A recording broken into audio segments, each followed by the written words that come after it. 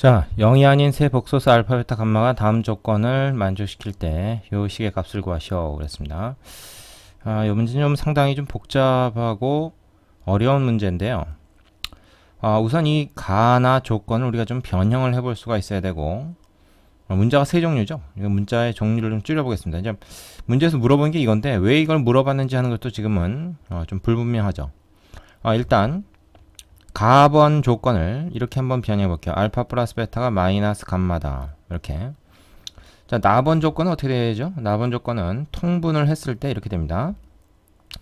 알파 베타, 베타 감마, 감마 알파. 이거 통분했을 때 이제 위에 두 개씩 곱해진 값을 순서대로 적은 거예요. 얘가 0이 된다.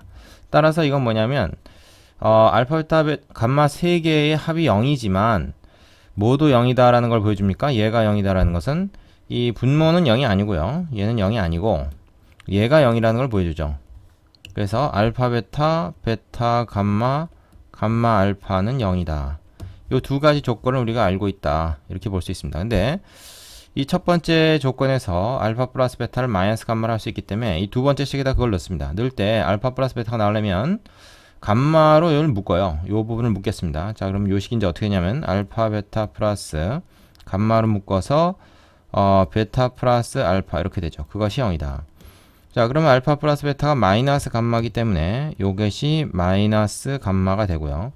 따라서 이 식은 뭐가 됩니까? 알파 베타 마이너스 감마 제곱이 0이다. 이런 조건이 되면서 알파 베타가 감마의 제곱이다.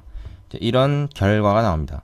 그런데 여기서 알파 베타 감마는 다 사실 마찬가지 입장이거든요. 누구 하나가 더 특별하다고 말할 수 없는 문자들입니다.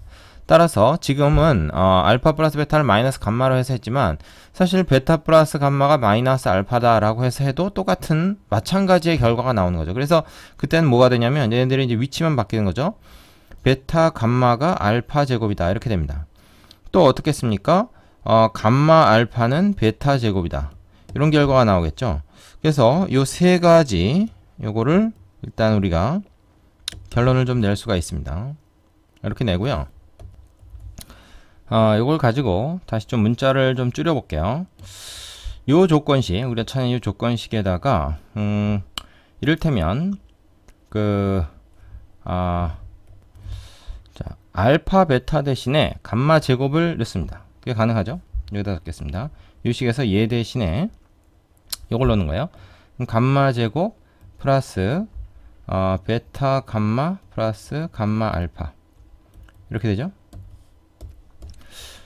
자, 지금 근데 아직도 뭐 알파 베타 감마 세 종류 다 있죠. 그래서 얘를 감마로 바꾸고 베타 감마 이 두 번째 것도 바꿉시다. 베타 감마를 뭘로 바꿀 수 있습니까? 알파 제곱으로 바꿀 수 있죠. 자, 이렇게 하는 이유는 뭐냐면 베타라는 문자 하나를 소거를 해본 겁니다. 지금 두 개 곱해지는 걸 하나의 문자로 바꿀 수 있으니까 베타가 들어가 있는 거 두 개를 감마와 알파로 다 변형을 한 거죠. 자, 문자를 줄이는 겁니다. 일종의 연립방정식 풀듯이 이런 요령이 좀 흔치 않은데 그래서 그 다음에 이제 어떻게 하냐면 여기서 지금 우리가 문제에서 구하는 게 알파분의 감마가 하나 있단 말이에요. 얘는 복잡하니까 일단 좀 놔두고 알파분의 감마를 구하기 위해서 양변을 알파 제곱으로 나눠버립니다. 그럼 어떻게 되냐면 얘는 알파분의 감마의 전체 제곱이 돼요. 그 다음에 얘는 1이 되죠. 얘는 알파 제곱으로 나누면 알파분의 감마가 됩니다. 그죠? 그래서 우리가 알파분의 감마라고 하는 것을 우리가 하나의 문자로 이제 취급을 한다 그러면 이 문자에 대해서 내림차순으로 정리했을 때 이런 2차 방정식이 하나 나오게 됩니다. 그러면 t로 치워낸다면 t제곱 플러스 t 플러스 1은 0. 그래서 사실 이 알파분의 감마의 구체적인 값을 우리가 구할 수도 있어요. 그 내용식으로. 그게 뭐 필요한지 아닌지는 아직 좀 확신이 없습니다만은. 그래서 얘를 일단 또 하나 정리를 해둡니다.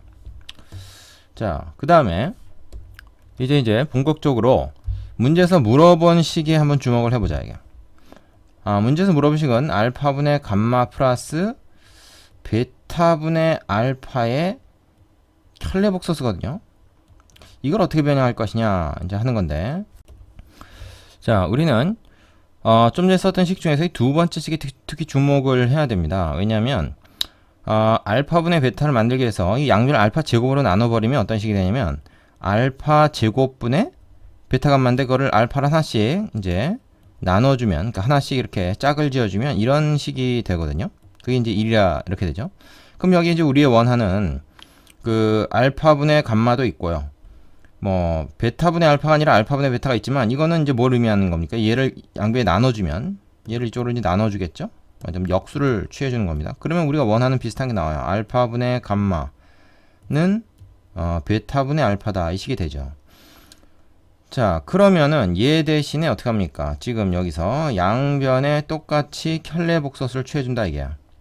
그러면 우리는 이거는 그대로 쓰고요. 이건 그대로 쓰고 요놈 대신에 얘를 또 쓸 수 있다. 그래서 베타를 완전히 여기서도 소거를 한 겁니다. 아까 이 조건식도 베타를 소거한 조건식을 우리가 하나 찾아냈는데, 이것도 이제 베타를 소거한 조건식으로 하나 또 찾아낸 거죠.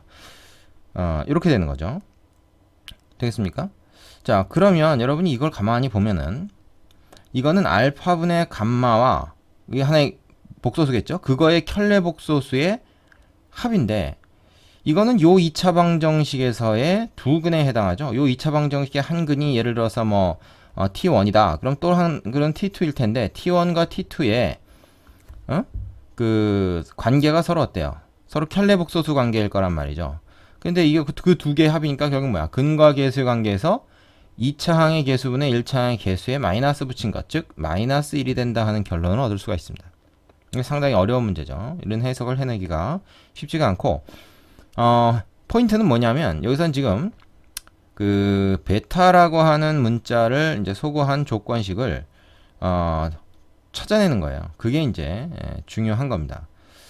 그래서 사실 뭐 이리저리 지금 시행착오를 별로 거치지 않고 했기 때문에 간단해 보이지만, 이게 좀 중간에 많이 헷갈리고 해서 풀어본 경험이 없이는 좀 해결하기 힘든 그런 문제라고 볼 수 있습니다.